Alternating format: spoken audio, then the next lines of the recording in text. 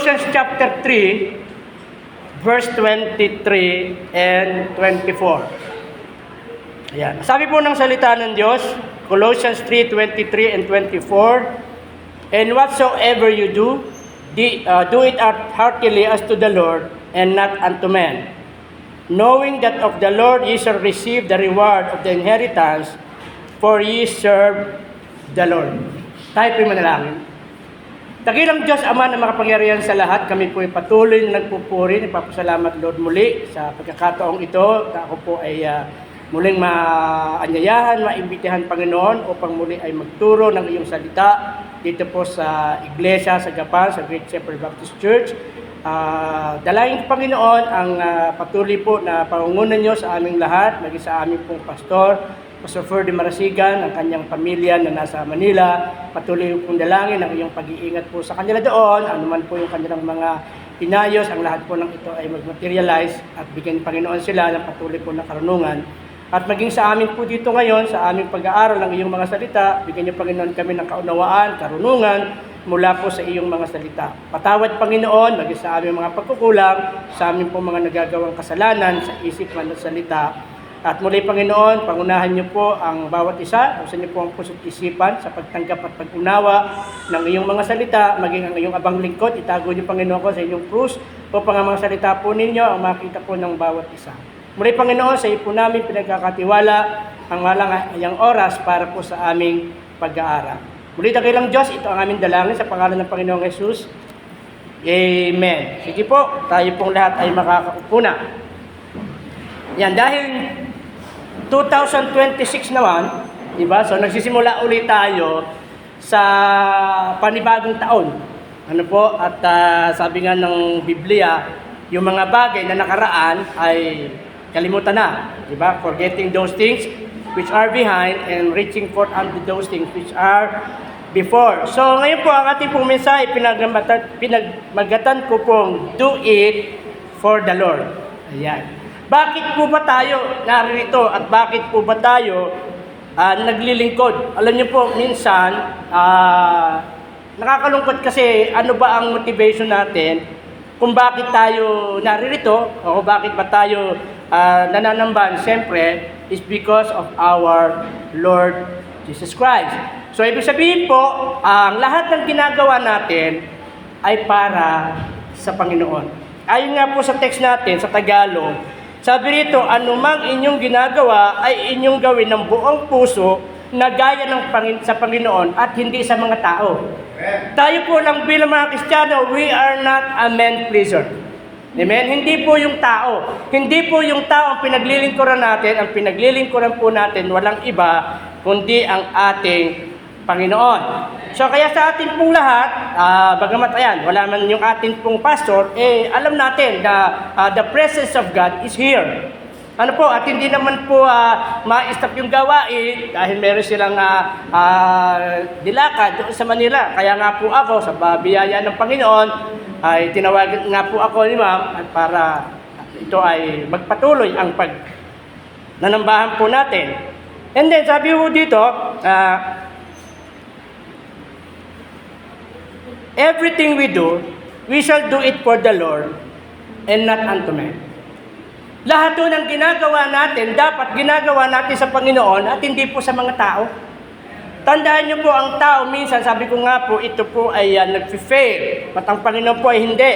There are four, yung ating pong pag-aaralan na titingnan natin para malaman natin, sorry, kung saan ba tayo naglilingkod o bakit ba natin ginagawa sa Panginoon. Sabi nga po dito, number one, sabi dito, what are the things we do for the Lord? Ano ba talaga gagawin sa Panginoon? Alam niyo po, iba yung ginagawa mo to sa Panginoon at hindi sa tao. Ano po, kasi po, mas nagiging maayos, nagiging tama yung ginagawa mo kasi ginagawa mo yan for the Lord. Kasi minsan ang tao, may mga time po na hindi naman tayo nakikita ng pastor natin. Amen? Pero ang Diyos po, nakikita tayo kahit saan tayo magpunta. Kaya nga po, minsan meron tayong binibiro na salita na may mga Kristiyano na para bang Sunday morning Christian. Ano po sabihin nun? Parang bang Kristiyano lang pag-araw ng linggo. Ano po? At pag-araw po ng Lunes, Hanggang Sabado, hindi natin alam kung ano ginagawa. Ano po, tanging Diyos lang ang nakakaalam, sabi nga nung kanta. Okay, 4 na bagay po. Yung mga bagay po na ginagawa natin para sa Panginoon. Number 1, our worship, o yung tinatawag po na our service. Yung paglilingkod sa Diyos. In Romans chapter 12, verse 1, ang sabi po ng salita ng Diyos, I beseech you therefore, brethren, by the mercies of God, that you present your bodies a living sacrifice, holy acceptable unto God, which is your reasonable service. So sabi ho ng salita ng Diyos, sabi po ni Apostol Pablo, ibihain natin yung ating katawan, buhay, na sakripisyo, holy at acceptable unto God. Kaya nga po tayo naririto. We are here to serve God and to worship God. Amen? Hindi ito yung wag po nating isipin na para matapos lang yung ating isang linggo, kailangan talaga nasa church tayo. Ano po? Dapat po hanggat maaari, nilulook forward po natin yung pagdating po sa gawain ng Panginoon. Alam niyo po sa totoo lang sa labas, alam natin yan, from Monday to Saturday siguro, marami tayong pressure sa labas. Tama po ba? Lalo na yung mga nagtatrabaho, yung may mga trabaho, minsan talagang gagawin natin talaga yung lahat para doon sa kung sino man mga kausap natin. Pero yung linggo, dapat to mas importante po yung araw ng linggo kaysa doon sa mula Lunes hanggang Sabado. Amen? Bakit mas mahalaga yung araw ng linggo? Kasi dito tayo makipagtipan sa Diyos eh. Diba? Kung pwede lang natin sabihin at kaya tayo na sa simbahan, maliban sa tayo ay nakaupo at nakikinig, medyo labas muna tayo doon sa stressful ng trabaho o kung ano man yung ginagawa natin sa labas. Ano po? At syempre, at the same time, makita natin na tayo po ay narito, hindi na para maupo, makinig, kundi syempre para mabigyan po natin ng kapurihan ang Panginoon. Diba? Sabi nga, this is the day. This is the day. Kung baka ito yung ginawa ng Diyos para ang mga mananampalataya, ang mga Kristiyano, magsama-sama upang magpuri, magpasalamat sa Panginoon. Amen? Hindi pa tayo nagpapasalamat na week after week, Sunday after Sunday, ay nandito tayo sa church. Di ba? Sa amin po, ewan ko, kung dito, gusto rin sa inyo, marami ho namamatay sa Peñaranda. Ano po? Isipin niyo po, kung tayo nandito, nakapaglilingkod tayo sa Diyos, isa lang ang ibig sabihin nun. Malakas tayo, buhay tayo, at yung biyaya at pag-ibig ng Diyos nasa atin. Kaya bilang isang Kristiyano po, kung ano may ginagawa natin, do it for the Lord. Especially for our service. Sabi nga rito, yung ating katawan ay hain natin, banal at katanggap-tanggap. And then sabi sa huli, which is your reasonable service. Ito yung katampatang pagsamba natin sa Diyos. Huwag lang ho yung ating ginagawa sa Panginoon, sabi ko nga po, ay parang routine. Nung ating pong ginagawa, alam nyo po, pag sinabi po kasing routine, ay parang araw-araw. Diba? Siguro sa mga nagtatrabaho, from Monday to Friday, sa trabaho tayo. Iba naman, pagdating ng Sabado, sa mga nanay siguro, andyan yung gawain bahay. Pagdating ng Linggo, sa church. Pero kung minsan, hindi pa nakakarating sa church. Meron pang distraction. And then the following week, gano'n na naman. Lunes hanggang Biyernes na naman, trabaho, Sabado, gano'n ulit, Linggo, gano'n na naman. Alam niyo po, sa pakikinig ng salita po ng Diyos, dapat po natututo tayo. Amen? Sabi nga po ni James, di ba, sa salita niya, na tayo po ay wag lang taging tagapakinig, kundi maging tagatupad. Di ba? Sabi nga niyo doon dinadaya lang natin yung ating sarili. So kung ano may napapakinggan po natin, make sure na ito po ay ina-apply natin sa buhay natin. Amen? Yung napapakinggan, alam niyo po yung salita talagang pagsamba, hindi lang ho yung ikay nakapakinig, kundi dapat yung napakinggan mo, nakikita sa'yo, na-apply mo, or ginagawa mo, at ibinabahagi mo. Amen? Marami po kami mga Kristiyano, minsan nakaupo dyan, naalala ko din nag-aaral tayo noon. Di ba may sinasabi mga teacher natin? Physically present, but mentally absent. Doon nandito sa simbahan, pero iba yung tumatakbo. Alam niyo po, kung nandito tayo, mag-concentrate po tayo sa pakikinig ng salita ng Diyos. Ano po? Alam niyo po, napakaraming distraction sa atin. Cellphone lang po kung minsan. Di ba? nananambahan na, hawak pa rin cellphone. Dapat po, concentrated tayo. At sabi nga po rito ay present our bodies as a living sacrifice, wholly acceptable unto God, which is your reasonable service. Hebrews 10:25. Ang sabi naman po dito, not forsaking the assembling ourselves together as the manner of is, but exhorting one another, and so much more as see the day approaching. Sabi ho dito, huwag natin pabayaan yung pagkakatipon. Ano po, sa mga Kristiyano po, para bang napakadaling umabsent sa pagtitipon. Ang dami nating dahilan. Pero kung minsan mo, pagdating sa sarili natin, lahat, nagagawa natin ng paraan. Kaya nga sa Pilipino, meron no tayong sinasabi, pag gusto, maraming paraan, pag ayaw, maraming dahilan. So sabi ho rito, wag ho natin bayaan yung pagkakatipon kasi dito ho tayo nagpapalakasan. Alam niyo po, sa totoo lang, sabi nga natin sa mundong ito, ang hirap. Andyan ho lahat yung pressure, nandyan ho lahat yung problema, nandyan po lahat yung talagang makapag-i-stress sa atin. Ano po? At siyempre, kaya mo meron tayong tinatawag po na midweek service, which is our prayer meeting. Para ulit tayo, ma-recharge ulit tayo. Amen? Dito, ang alam ko, once a month na lang kayo face to face. Kadalasan po ay sa YouTube. Diba? So, wag ko natin pabayaan. Bakit po? Kasi sabi ho rito, as the manner, kasi maraming tao, ganun nga po, but exhorting one another. Amen? Talagang magpalakasan tayo. Talagang, alam nyo, minsan, ang maganda po kasi, pag ikaw ay nasa church, talagang, minsan, kahit kasarbas ka, punong-puno ka ng problema. Pero pagdating sa church, mas nalilesen eh. Hindi man siguro 100% mawawala, pero malilesen kasi nakikita mo yung mga kapatid mo sa Panginoon. Di ba? Yung sinasabi ni Brother Sito kanina, pag nagkita, puro salita ng Diyos, parang magpasalangin. Ano po? Wala akong masama yun. And then through that, yung fellowship, napakasarap po rin. Di ba? Pinapaalala natin, yung buhay-buhay natin. Alam niyo po ba, napakahirap po yung buhay natin. Yung sinabi ko sa inyo kanina na routine, na puro ganun lang lagi. Wala nang pagbabago. Kaya true doon sa tinatawag po natin na pagsasama-sama, fellowship, nagkakaroon tayo ng encouragement.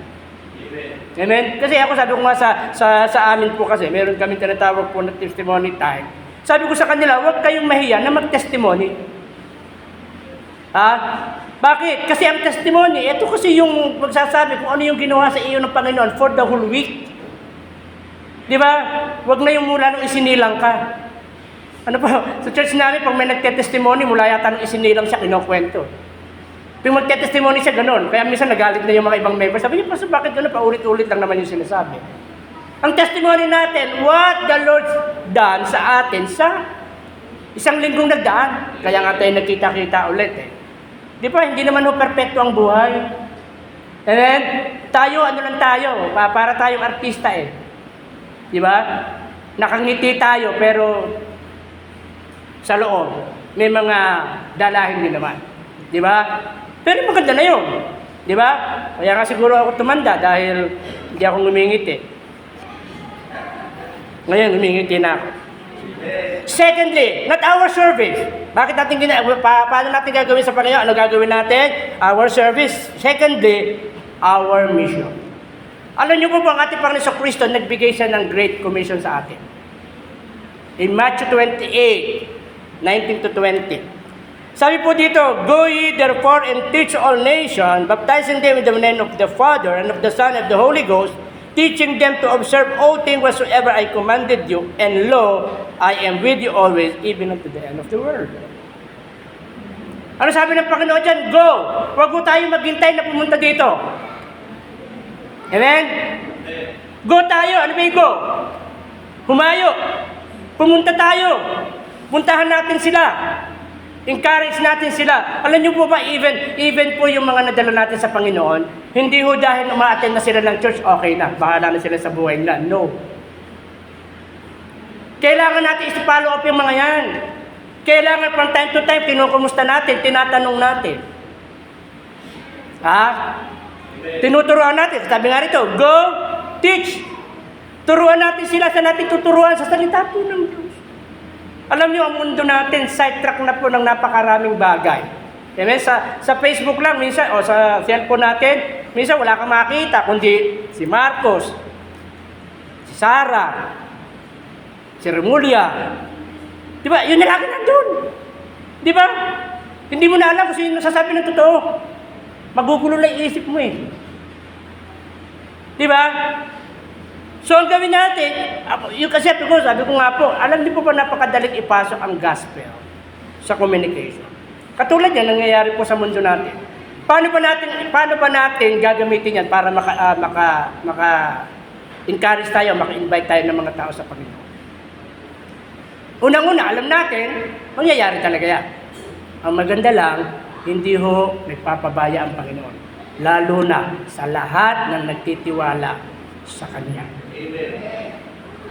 Amen? Yung sabihin natin, ang tao magulo-magulo, minsan tatakakapin tayo, minsan, alam mo, nagugulo na ka dito, hindi mo na alam kung sino yung sasabi ng totoo. Alam niyo ba, nasa Bible naman yan eh. Darating yung panahon na yan na lahat po ng tao ay magiging masama na. Ngayon nga, yung side-traffic na tayo ng social media. Di ba? Doon, kung hindi ka pabibili ng dyaryo, hindi mo alam kung ano nangyayari sa paligid. Di ba? O kaya, meron kang radyo na transistor. Sino pa may radyo na transistor dito? Wala na. Noon, di ba, transistor radio. Bibili ka pa ng bateryang malaking gano'n, dalawa, may isang tatlo. Ngayon, ibibilad mo lang. Di ba, may mga transistor radio na gano'n, di ba, ibibilad mo lang. Kasi meron na siyang parang solar, di ba? So sa totoo lang po, sabi ho ng Panginoon dito, go ye there and teach all nations, baptizing them in the name of the Father and of the Son, the Holy Ghost, teaching them to observe all things.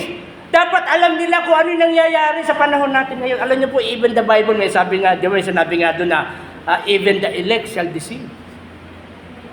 Amen? Amen. So, attracted na tayo ng mundo natin. Even the Christian. Meron po ba dito nagtitiktok? May nagtitiktok ba rito? Di ba? Minsan daw, di ba? Sa TikTok kasi minsan, kung ano-ano na lang yung di ba? Ang gawin ho natin yung makalulugod sa Diyos. Amen? Hindi yung makalulugod sa sarili natin. And then sabi po in Mark 16:15, and he said unto them, go ye into all the world and preach the gospel to every creature. Meron po isang translation nitong Mark 16 na to. Ang nakalagay doon, go ye and make disciple. Ano po? Ibig sabihin po niyan, yung mga nadadala natin sa Panginoon, yung mga natuturuan natin ng salita ng Diyos, dapat po nagiging disciple din sila, nagtuturo din sila sa iba.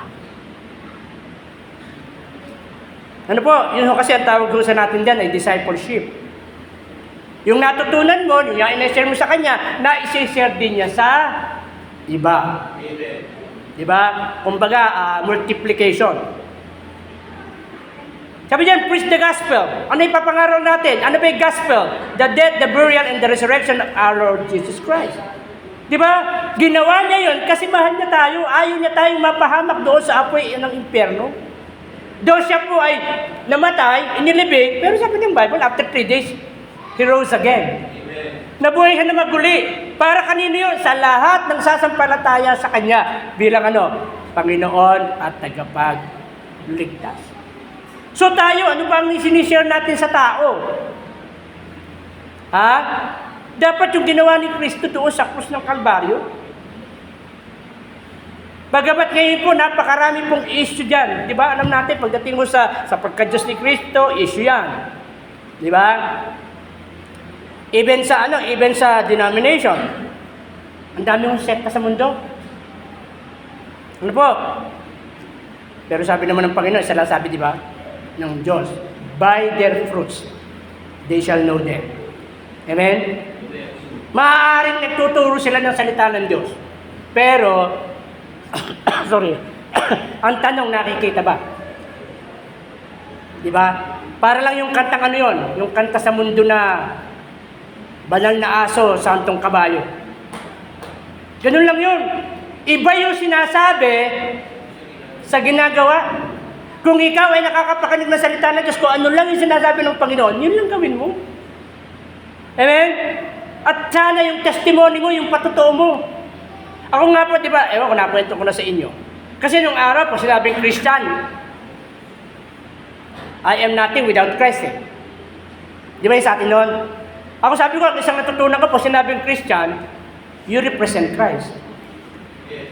Amen? You represent Christ.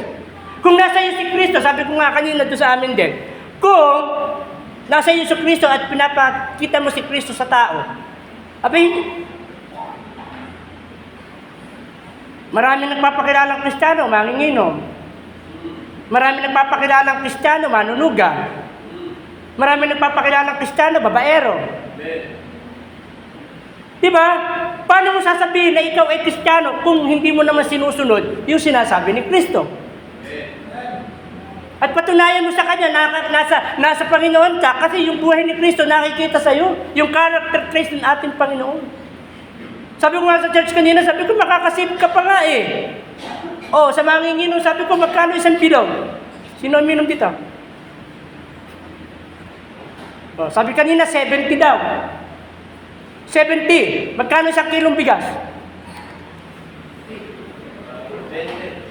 20 kay gobernador. Ano pa? Oh, sabihin mo na 50. Isipin mo, yung 50 mo, pamilya mo kakain. May pambili ka pa ng bangus. At saka ng tilapia. Yun nga lang yung ganon. Yung crackers. Di ba? Samantalang kung iinom ka, sino masiyan? Ikaw lang. Pag nahingi yung anak mo ng pera sa'yo, galit ka pa. Di ba, isipin nyo? Tapos, sasabihin mo, Kristiyano ako. Sa langit ako pupunta pag namatay ako. Mambihira ka. Meron pong Kristiyanong manginginom at sa langit pupunta? Ha? Sabi yan, go ye into all the world and preach the gospel to every creature. Yun yung trabaho natin. Di ba? Soul winning yan. Sino ba yung soul win natin? Sabi, unang-unang pamilya natin. Mga mahal natin sa buhay, mga kaibigan natin, kakilala natin. Sa church namin, meron kaming, nakwento ko na yung last time, di ba, yung lifetime, lifetime mission namin. Kasi nakalagay doon, akay ko kay Kristo. Di ba, sino akayin mo kay Kristo? Una, kapamilya mo. Pangalawa, kapitbahay mo. Pangatlo, kaibigan mo. Pang-apat, kaklase mo. Pang-lima, katrabaho mo. Diba? Sila yung priority mong akayin sa Panginoon. Minsan sabi ko nga nung araw, ang dami-dami natin iniisip, pupunta ako kay gano'n, punta ako sa kaibigan ko, napakalayo, nasa Baluarte, kung saan-saan. Tapos yung kasama mo lang sa bahay, hindi mo nga mapuntahan. Ang makasakit nga, offended pa sa'yo. Abay, pag Kristiyano ka, pakita mo naman sa kanila na Kristiyano ka at maniniwala sila sa'yo. Di ba maraming ganyan po? Kamag-anak offended. Sabi nga nung araw, meron pang pa-Bible ka pa. Pasimba-simba ka pa. Pero yung buhay mo naman, wala namang makita. Ipangaral natin, ibahagi natin sa kanila. Acts 1:8. But ye shall receive power after that the Holy Ghost is come upon you, and ye shall be witnesses unto me both in Jerusalem, in all Judea, and Samaria, and the uttermost part of the earth. Ang trabaho naman natin is to witness. Doon sa Matthew is to go. Di ba? To go, teach. Dito naman sa Mark 16, go, preach. And then dito naman sa Acts, witness. Ano yung patututuhanan natin? Ano yung witnessan natin? Unang-una po, ang Panginoong Kristo, siya yung ating tagapagligtas. Sa amin po ngayon, by the grace of God, natutuwa po ako. Meron pong umatin sa amin ngayon, ang Iglesia ni Cristo. Dati rin siyang nagtatrabaho kay Governor Umali. Dinalaw ko kahapon, kinausap ko siya regarding doon sa mga alam natin sa Iglesia ni Cristo. Siya mismo hindi naniniwala eh. Di ba? At maganda po, mula nung umattend siya sa church, tuloy-tuloy na po. Amen. Siguro may absent man siya kasi importante. Talaga sinabi ko sa kanya, sabi ko, bro, ano pong paniniwala mo? Kasi sabi nga, minsan natutuwa ako sa kanya, sabi bigyan niya nang gagaling eh. Sabi niya sa akin, Pastor, paano magiging yung pagiging tao yung, di ba sabi, nagkatawang tao. Sa kanya rin galing eh. Paano Pastor, yung tao na nagkatawang tao pa uli? Di ba? At meron siyang mga hindi pinaniniwalaan. Na natutunan niya doon sa kabila. Isip mo, ewan ko ilang taon siya doon, 16 years, whatever. Sabi lang niya sa akin, Pastor, hindi naman ako yung tipo ng iglesia na makikipagdikdikan. Ano? So sabi nito, witness. Sino, sa tayo mag-witness, ano witness natin? Siyempre, ang Panginoon bilang tagapagligtas natin. Sabi naman niya doon sa binasa natin kanina, di ba? And lo, I am with you always. Nasa atin sila parati. And then, sinasabi po niya, pag sinabing Jerusalem, family, di ba? Judea, yung mga kamag-anak, o, di ba? Samaria, and the uttermost part. There, ibig sabihin lahat ng tao. Tandaan niyo po, ang Panginoon sa Kristo, hindi po siya nag-respect of person. Di ba, tandaan niyo po, sino-sino ba ang namit ng Panginoon? Si Zacchaeus. Sino ba si Zacchaeus? Tax collector. Sa panahon natin, biyaya. Di ba? Sino pa? Si Magdalena. Di ba? Na talagang, sabi niya Da Vinci, may relasyon daw. Di ba? Sino si Magdalena? Alam natin trabaho niya, di ba? She is a harlot. Pero, inano ng Panginoon yun eh. Kasi ang Panginoon hindi siya maputi. Ano po? Tayo. Mabuti ba tayo? Di ba sabi ng Bible, in Romans chapter 3, verse 10, there is none righteous, no not one. Kaya nga na parito ang Panginoon, kung lahat na lang po ng tao mabuti at mabait, hindi na siya siguro namatay doon sa krus ng Kalbaryo. Tama ba? And the uttermost part of the earth, lahat na nakakasalamuhan natin. Alam nyo, tayo siguro may mga transaction tayo. Dapat man lang sa mga transaction na yun, na-open man lang natin ang Panginoon sa kanila. Amen. Amen. Hindi naman nung masama kumita ng pera. Ano po, ang maganda po sa transaction natin, kahit paano, nabubukas man lang natin yung bibig natin pagdating sa Diyos. Di ba? Ngayon, sabihin natin, sa mga may business, di ba? Sabihin natin, alam niyo po dahil sa Panginoon yung business na to. Di ba? Minsan hindi ho yan sa ating sariling kalakasan. Yan ho ay sa Diyos. Dapat meron ho tayong time talaga, meron tayong makakausap, wag tayong matapos yung usapan na alaman lang tayo nabanggit tungkol sa Panginoon. Ano po? Pangatlo, ito, sabi ng iba, although ito pinag-uusapan, di ko alam kung offended ba or bingi. It's about our giving and offering. Marami yung mga Kristiyano ayaw madinig yung giving and offering. Bakit?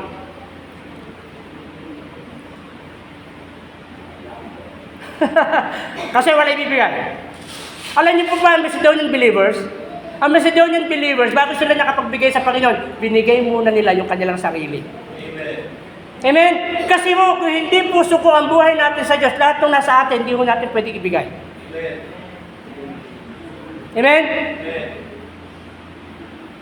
Bakit pagdating sa giving, offended ang mga Kristiyano? Pagdating sa giving, parang tahimik ang mga Kristiyano. Amen. Alam niyo po bang lahat ng meron tayo galing sa Diyos? Amen? Amen? Huwag natin isipin na kaya tayo nagbibigay para pahirapan tayo o para sa paso. Kaya sabi ko nga dyan sa mga member kanina, nagbigay kayo sa offering, tapos kinabukas, kinalingguhan, si pastor may bagong sapatos. Diba? Para ba ang dating ngayon, yung offering mo, pinabili lang ng sapatos ni pastor. Dito sa inyo, marami ho kayong dito, marami kayong ginagawa. Di ba? Alam nyo, hindi naman yun kung gaano kalaki yung ibibigay mo eh. Amen? Kung hindi ko ano yung laman. Kasi minsan, sige, nagbigay ka nga ng malaki, masama naman loob mo. Huwag ka nang magbigay. Di ba? Ano sabi po ng 2 Corinthians chapter 9, 6 to 8? But this I say, he which soweth sparingly shall reap also sparingly, and he which soweth bountifully, and reap also bountifully. Every man according as purpose in his heart, so let him give, not grudgingly or of necessity, for God loveth a cheerful giver. And God is able to make all grace abound toward you, that you always having all sufficiency in all things, may abound to every good work. Ibig sabihin po niya, pag nagbibigay ka, bukal sa puso mo. Diba? Minsan mga member, tingin nila sa pastor, mukha ng pera. Diba? O kaya parang na si Ninoy. Diba? Yung babae naman, si Cory. Kasi sila sa pera. Diba? Masama ho bang magbigay sa gawain ng Panginoon? Naniniwala ba tayo? Lahat ng meron tayo, sa Diyos galing yun. Pinapadaan lang po sa kamay natin yun. Sabi nga nung iba, marami kang pera. Marami ka namang sakit. Di ba? Sabi nga nung iba, di ba walang pera? Wala lang sakit. Di ba? Isipin mo, lahat ng sakit, kinuha na.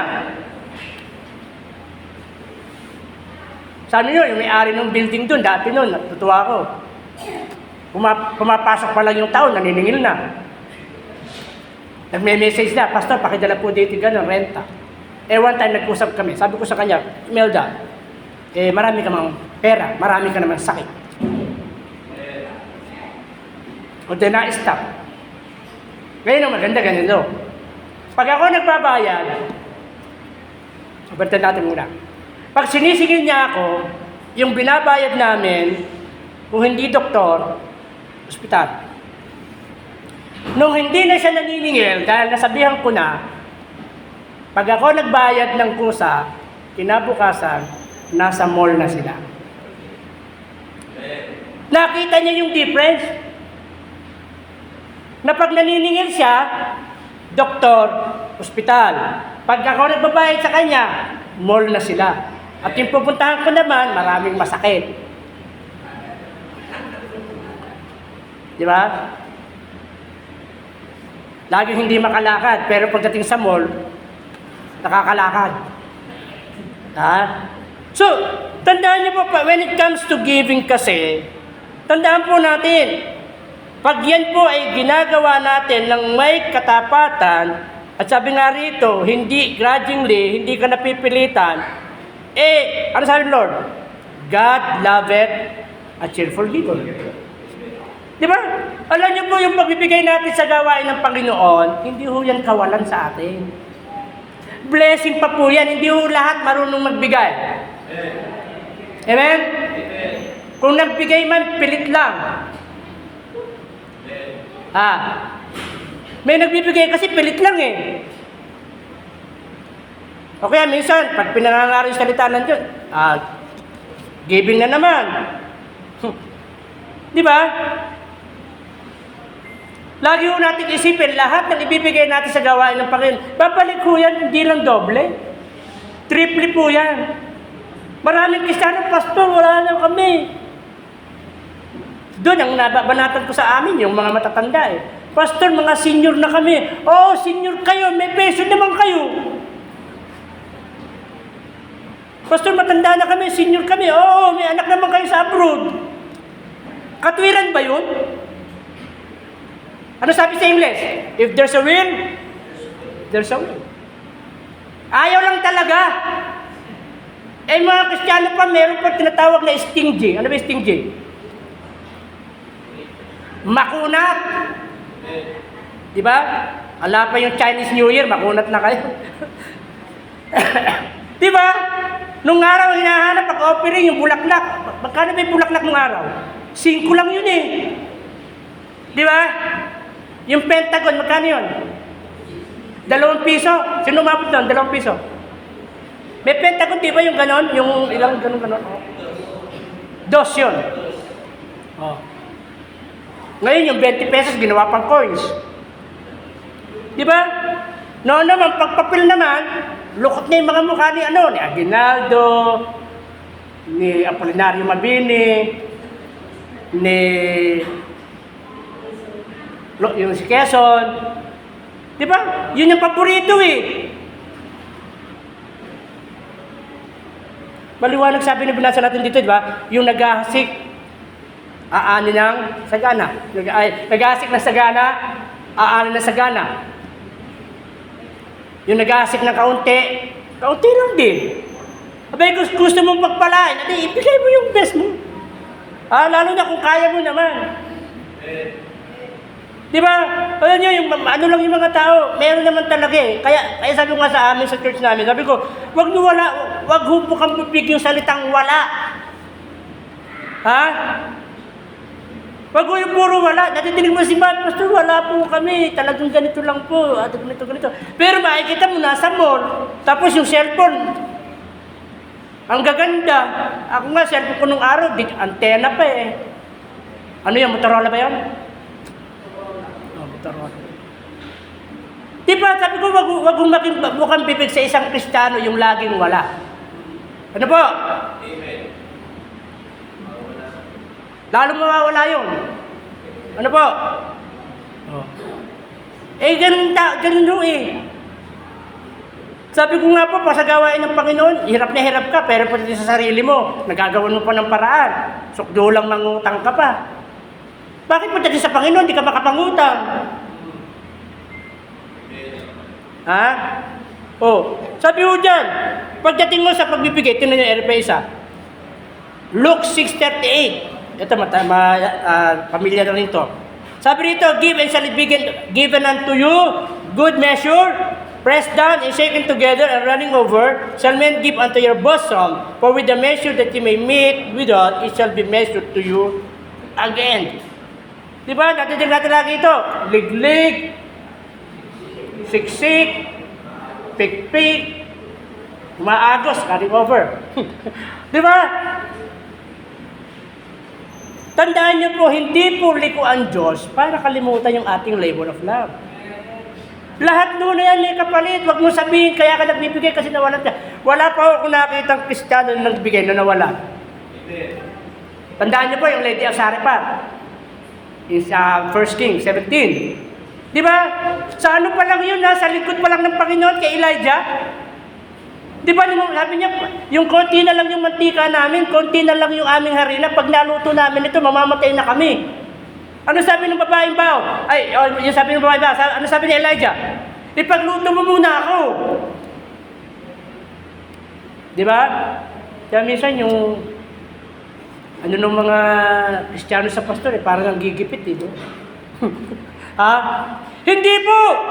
Kaya ako ginawa ni Elijah yung isang babaeng bao kasi i-bless pa niya yun eh. Alam niyo naman storya, di ba? Naubusan pa sila nung harina? Naubusan pa sila ng mantika? Hindi. Kumain pa sila ng mas marami. Oh. Sa lingkod pa lang nila ng Panginoon ginawa yun. Paano pa kung sa Diyos mo gagawin?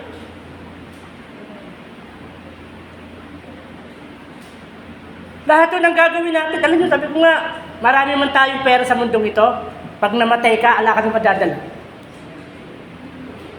May madadala ka ba pag namatay ka?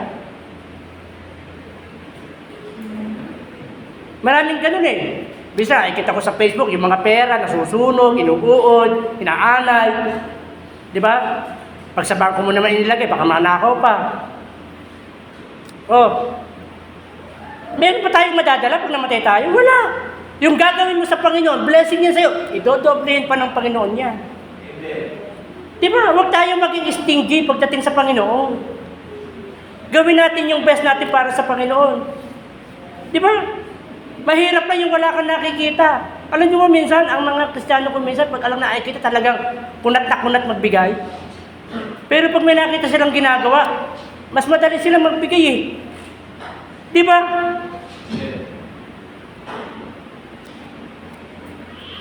Lahat naman po ng ibibigay natin sa Panginoon, ipapilit naman yan. Pang-apat, last, our commitment. Ayan. Ano commitment natin sa Panginoon? Maliban dyan. Ayun. Ano niya kalagay sa likod? As for me and my house, we will serve the Lord. Pero unahin natin yung una. 14. Joshua 24:14. Now therefore fear the Lord and serve Him with sincerity, and in truth, and put away the gods which your fathers served on the other side of the flood, and in Egypt, and serve ye the Lord. And if it seem evil unto you to serve the Lord, choose you this day whom will you serve, whether the gods of the fathers served at the other side of the flood, or the gods of the Amorites, in whose land ye dwell. Sabi niya sa uli, but as for me and my house, we will serve the Lord. Amen? Commitment natin, kasi doon sa una, sa 14, sabi doon, fear and serve Him in sincerity and in truth.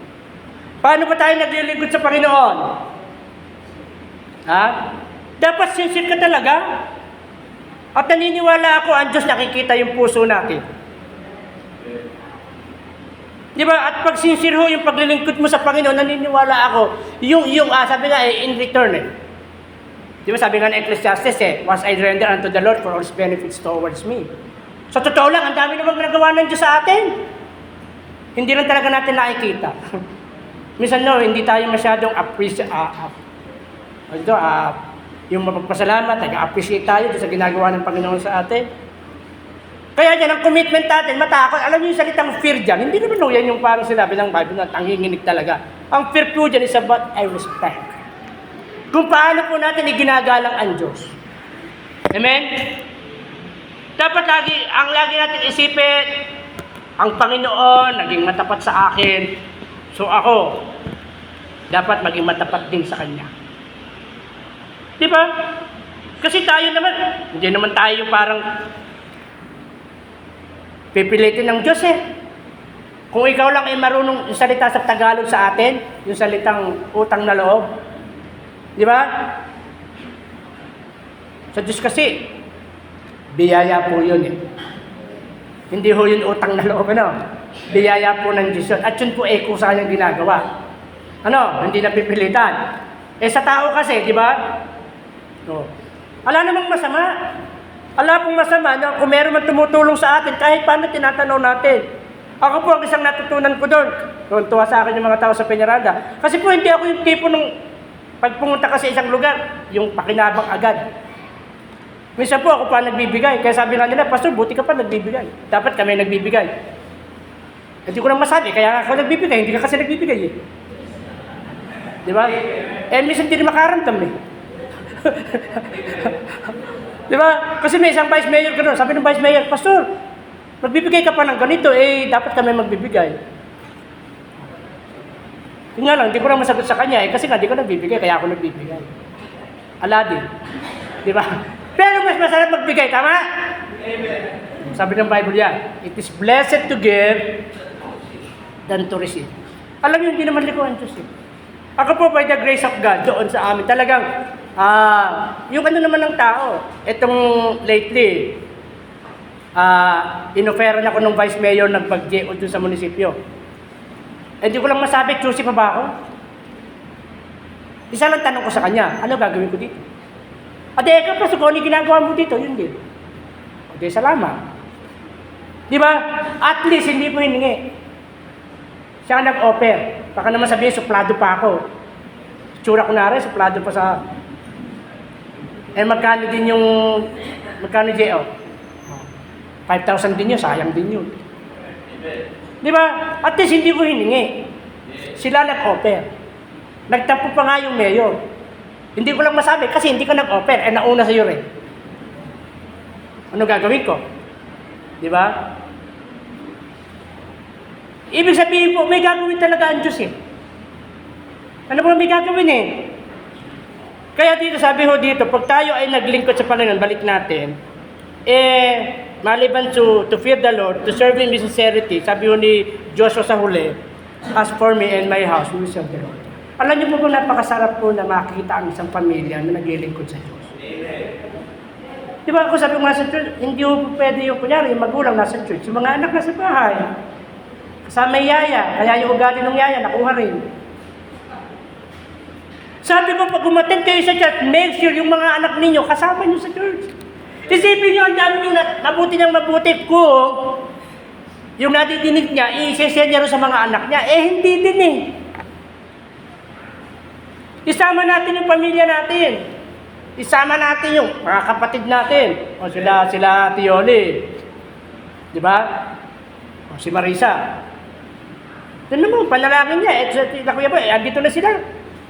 May mga hatak pa. May mga hatak. Di ba?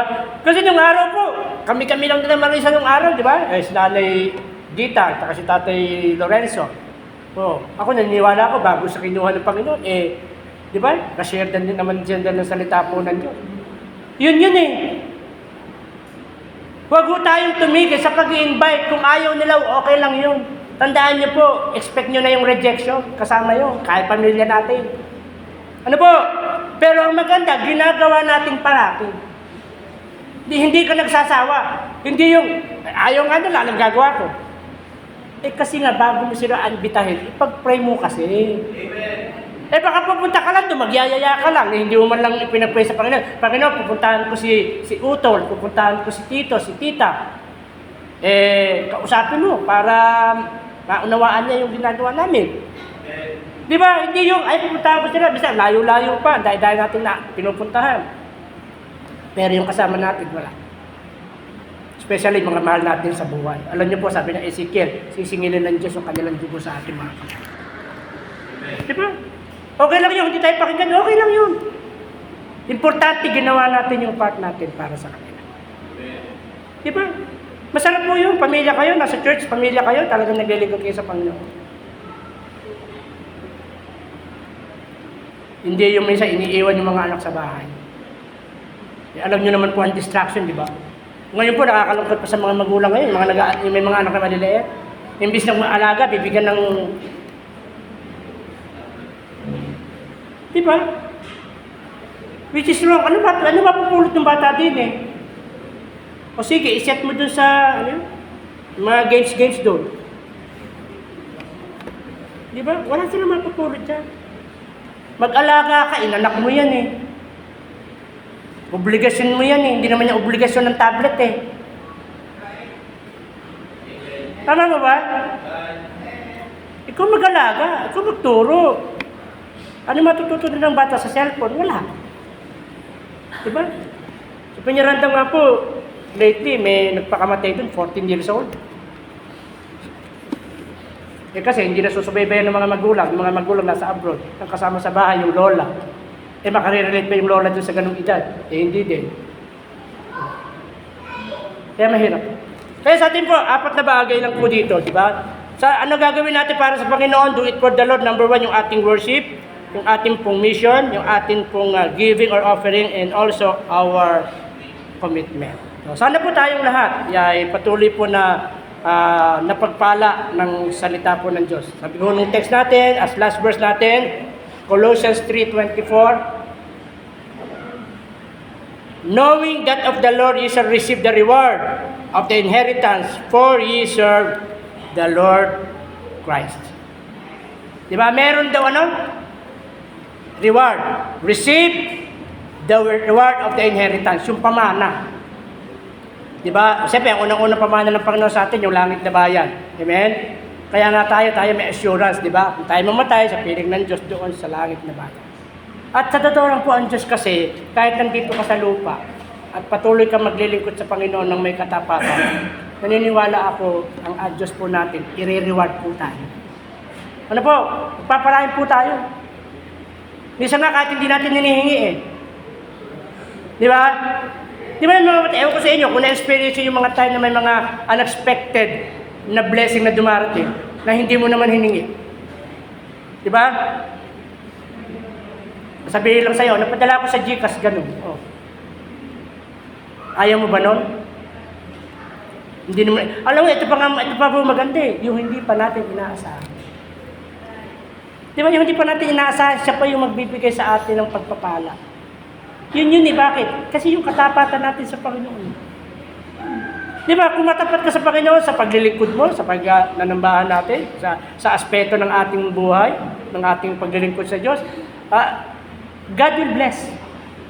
Ano po, wag ho tayong manghina or whatever man yung dahilan mo para hindi maglingkod sa Diyos. Wag naman po. Ano? Ang mahirap, yung magkasakit ka. Kasi pag may sakit ka, kahit gusto mo pa maglingkod, alam na din magagawa. Diba? So kaya sabi ko ng Panginoon dyan, sa huli natin, knowing that of the Lord shall receive the reward of the inheritance, for ye serve the Lord Christ. So lahat po tayo, isipin natin lagi, yung ginagawa natin yan para sa Panginoon at hindi sa tao. Let us pray. Tayo po tumayo.